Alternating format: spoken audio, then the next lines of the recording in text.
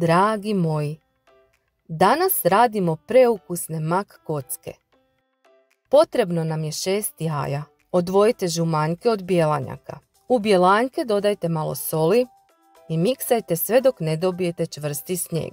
U žumanjke dodajte 200 g šećera i malo izradite mikserom. Zatim dodajte 150 g maslaca i miksajte sve dok ne dobijete pjenastu teksturu.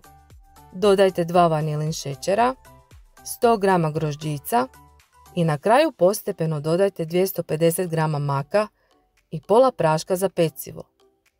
U tako izrađenu smjesu nježno umiješajte snijeg od bjelanjaka.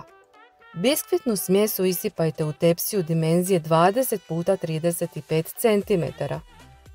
Biskvit pecite 30 minuta na 180 stupnjeva Celzijevih. Još topal pečeni biskvit premažite sa 4 žlice pekmeza od šljiva, a možete koristiti i pekmez od marelice. Zatim ćemo na pari otopiti 100 g čokolade sa 3 žlice ulja. Premažite kolač sa otopljenom čokoladom.